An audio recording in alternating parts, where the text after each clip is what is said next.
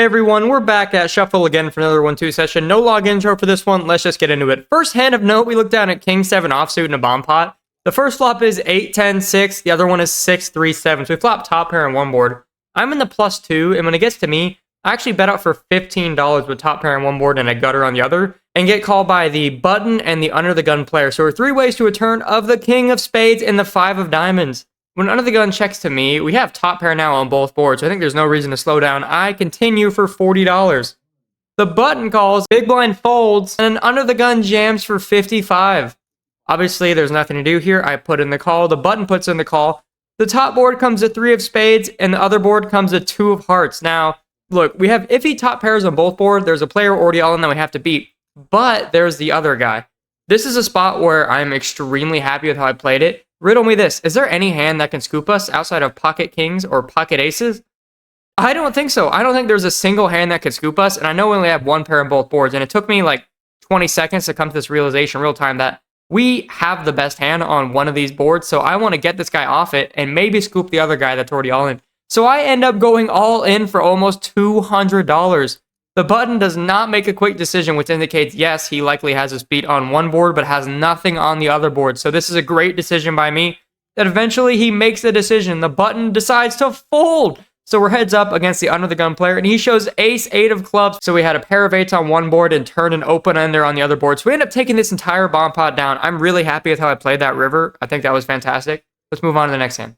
This next hand is a really interesting one. One that I think a lot of you guys are going to say I misplayed, so let me know what you think. I'm in the big blind. There's a straddle. I just call the 5. There's a bunch of other callers. We're multi-way to a flop when I have jack 4 of hearts to 7 jack jack, so we flop trips.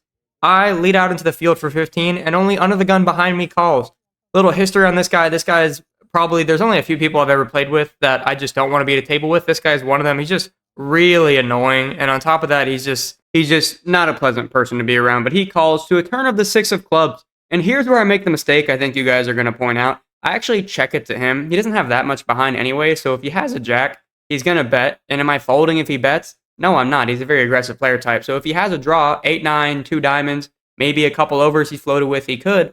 I should be betting here. So this is a mistake 100% of the time. I know playing jack 4 multi-way, there's a risk he's going to have a bigger trips than me, but that's a risk I'm willing to take. So I end up checking, and he checks behind. The river is the 8 of diamonds, so the flush gets there. I don't think I can bet here. I have to check. And now he bets for 45, and this is a spot where now we just have to fold. We're not beating anything he floated with on the flop unless he's bluffing.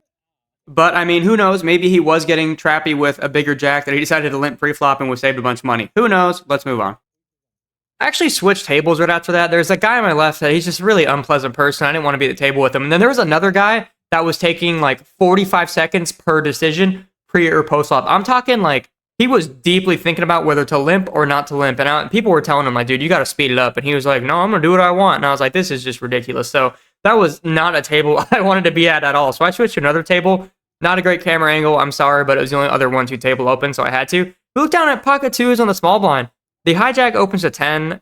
I call. The low jack calls. The flop is 8-8-5, so we don't flop our set. But we could be best here a lot of the time. When I and the low jack check to the hijack, he continues for 15. I put in the call, and the low jack puts in the call, so not great. But what is great is the turn is another 2. We're out of position. I want to check again to the razor, and maybe let him stab at it again. The low jack checks, and the hijack checks, so maybe I should have bet out. The river is an ace. This time, obviously, I have to bet out now. That ace could be a great card for the hijack, so I bet out for 40. The low jack folds, and the hijack decides to fold as well, so we don't get any value from our turn set. Maybe I should have bet on the turn there, but likely going to get another fold. And then pick up pocket 7s. The guy on my right opens up to 15. I put in the call, and then a guy who usually plays 1-3, very aggressive, 3 bets to 50. The guy on my right puts in the call, and I'm deep, and so is the guy that 3 bets. So I don't really want to be putting in a 4 bet, but I do think I have the best hand a decent percentage of the time. I just put in the call, getting a great price. The flop, however, is not great. It comes king high with no 7, so we don't hit our set. The guy on my right checks, I check, and then the original 3-better continues for 60. At this point, obviously, we have to fold. We're not beating a whole lot here. We could be ahead some portion of the time, but I think we just have to let this one go. We then get into a really interesting portion of the session. I see my friend flop quad aces. He checked the flop, and then he bet the turn and got a bunch of value, so good for him. And then we look down at ace-king. I open up to 15 and get a bunch of folds. The next shuffle, I look down at pocket queens. Maybe we get a little bit of action this time. Nope, I open to 15 again and get a bunch of folds. So that is quite the shame. I'm on the small blind. There's a few limps to the cutoff who raises to 5. I look down at pocket 9s after the button calls, and I know that if I 3-bet to anything south of like 30, 35, I'm going to get a bunch of callers. And I really don't want to do that, knowing that in Texas, I'm probably not even going to go heads up, and being out of position with pocket 9s to everyone kind of sucks. So I actually want to make this a set mining operation. I think I go a little bit too small here, but I end up raising to 10, trying to get people to call and then be priced in if they had top pair in the flop, if I hit a set and take their whole stack.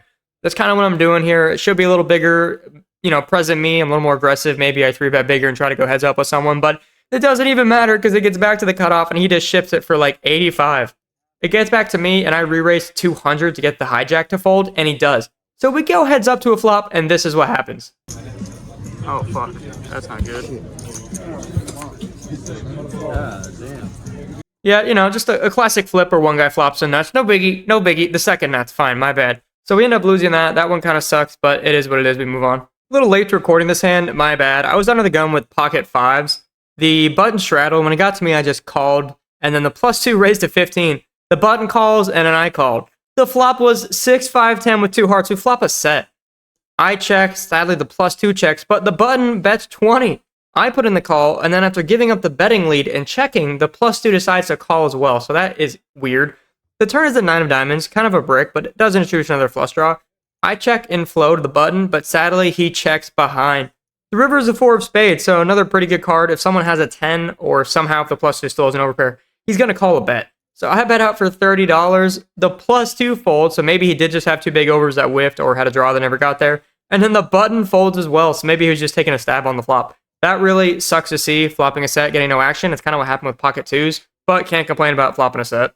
Jay, if you're watching this hand for you, this is one of the craziest hands I've ever played, period. I'm on the button straddle, and I have it up to 15. And the +1 is a guy named Jay. He is someone that has seen me bluff a lot, doesn't tend to believe me. He is the only one puts in the call from the +1. The flop is Jack Deuce 6, so we flop top pair. When he checks to me, I see bet for 15, and he check raises to 50. He is someone that doesn't believe me, so then he bluffs, and I tend not to believe him. So that's kind of how our relationship, our limited relationship at the poker table has gone. I think he could definitely have spades here. It's really hard to have more than just one pair on this board. If he's got a set, I would assume he would just check and allow me to bet into him more than once. So I'm going to put in the call here. The turn is another deuce, which is a great card. I mean, it reduces pocket 2s. Now, he's telling me he has pocket 6s. Really? I don't think there's any other hand he's representing. That be damned, he bets into me for 100. Now, riddle me this, guys. I know that's a lot of aggression. It's 1-2, but this guy is capable. It doesn't bluff all the time, but I've seen it happen. When I call the flop, am I supposed to fold when an offsuit 2 hits? Don't I need to determine on the flop if a brick hits on the turn, if he bets again, if I'm going to call? Maybe not, but I think I do. Since this is about as big of a brick as we can get, I'm going to go with my read. I put in the call. The river is another 2. So we river a full house, and now he goes all in for north of 300. We have a full house. Am I supposed to fold here? What am I supposed to do? In real time, obviously, I snap call. What am I supposed to do here? We lose to pocket 6s, quads, but does he really ever raise me on the flop with a deuce? So we're losing to what? Pocket 6s and a guy that decided not to open jacks? I have to call. I think we're chopping a lot of the time, but we're not. He flips over 2-3 of hearts. He raises me with a bottom pair on the flop, gets away with murder when he turns trips, and rivers quads, which allows me to river a boat and call his big-ass bet on the river. I know I mentioned that I was going to go with the hand, potentially on the flop. That was my thought process if bricks hit the turn in the river, but I don't know. That was really tough. I might have folded the river. I'm not sure, but when that deuce hits, am I ever supposed to fold? So, that's just brutal. We make a good call on the flop. The turn is some brick that, nothing changes. And then the river is the 4th too. I don't know about you guys. That's brutal. Maybe I shouldn't be calling the turn, but you can tell me what you think. That's a really weird hand. After that hand, we just kind of had stuff not going well for us. We had people not really calling big bets when we have good hands. When we had ace, king, queens, people folded, pocket deuces, pocket 5s, we got a lot of folds. When we get it in good with pocket 9s, guy flops second nuts, we make a great call on the flop there and get just absolutely destroyed by the runout. It's not been going great. I end up getting all of it in with A7 against King Jack for my last $50 and losing to Jay again. So not a great session. In for 400, but did have to top up once, out for 0. Maybe the table change hurt me, clearly. I didn't play great. There were some spots I could have played better, but we got it in good a few times. Didn't run great a few times. Didn't get a lot of calls we wanted to, but it's whatever. I've actually got a few hands from another session where there's only a couple hands, so I wasn't able to put it all into one of its own session, so I thought I'd add it on to this one. So here's a few extra hands from another session. Alright, so this first hand of this other session I was talking about, we looked down at pocket aces from the button, 2 black aces. My favorite hand in poker is just aces of the same color, red or black. It's just so beautiful to me. The +1 opens to 10. This is a guy I don't actually know at shuffle, which is pretty rare. This is the first time I played with him. The one hand I've seen him play, he bluffed, so that's in my mind. When it gets to me in the button, he opened to 10, and sadly, there's no other callers. I 3-bet him to 25, and only he calls. The flop is 10-5-7 with 2 spades. We have the ace of spades, so I think when he checks to me, I'm going to check behind and try to feign some weakness, because I haven't been super involved in this session, so maybe he's going to put me on ace-king. The turn is the 10 of clubs. Not a great card, obviously, because if he had a 10, the top card just paired, but we can't fold. So when he bets out for 20, as I said, I can't fold. I put in the call. The turn is the king of clubs, so it doesn't really change too much. He bets into me again for 60. The way I played this, right? I mean, he's really telling me he's got a 10 and a 10 alone. If he has a 10, good for him. I think there's a ton of draws that he could have missed. He could have missed spades. He could have had jack 8, a pair and a draw, 7-8, something like that. So I end up putting in the call, and we were right. He did have a draw. He had 6-8 of clubs. So he flopped an open ender and then bricked his way all the way throughout the river. This is a spot where I could have bet the flop. I would have gotten called. I do think there's a percentage of the time that's pretty decent where he's going to open king, queen, ace, jack, ace, queen, queen, jack, that kind of thing, and not be willing to float if I bet the flop. So I'm totally fine with it. We had the nut flush draw blocker, so happy with how I played that. We let him bluff into us looking at the player type. So always got to look at that when you're at 1-2. What kind of player are you playing and how are you playing? I said it before, I don't think you need to be balanced, but this session I was super heavy on the fold line.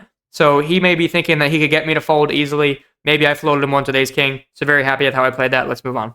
All right, moving into this last hand. This is a hand that's really good to represent something I don't think I've talked about a lot. I've talked about my general consensus thought about 1-2 players and their general mistakes, but I haven't talked a lot about ranges and GTO and how I think that's just a way to torch money at 1-2. So let's just talk about it. I know if someone's mad about that, I'm sorry. I'm going to get into it in a second. You can tell me why you think I'm dumb, but just let me explain first. So I've got pocket 10s in the small blind. The cutoff opens to 7.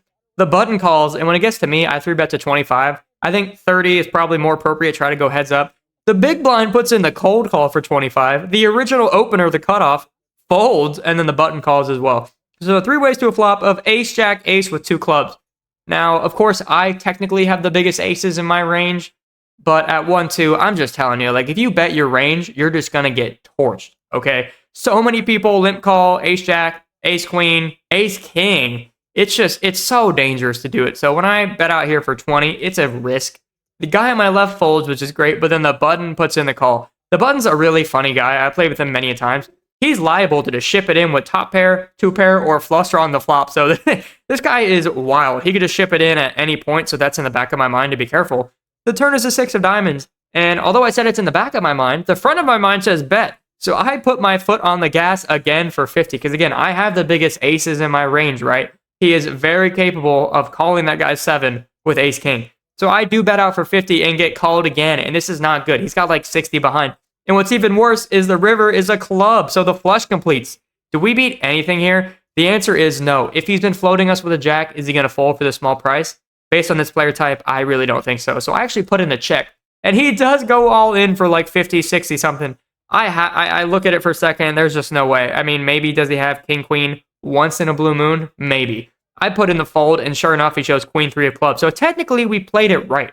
But I just want to talk about ranges because so many people won't 3-bet ace king. They won't even open ace king at 1-2. So if there's an ace in the flop, you're multi-way, which at least for me, a lot of these Texas pots are multi-way. So maybe that's part of it to where I think it's such a bad idea.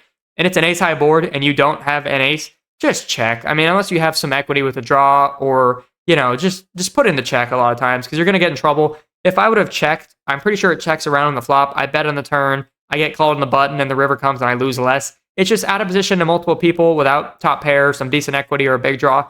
It's a little bit of a risk at 1-2, so just want to talk about that. So that concludes this video. Appreciate everyone for watching. And yeah, I'll see you guys later.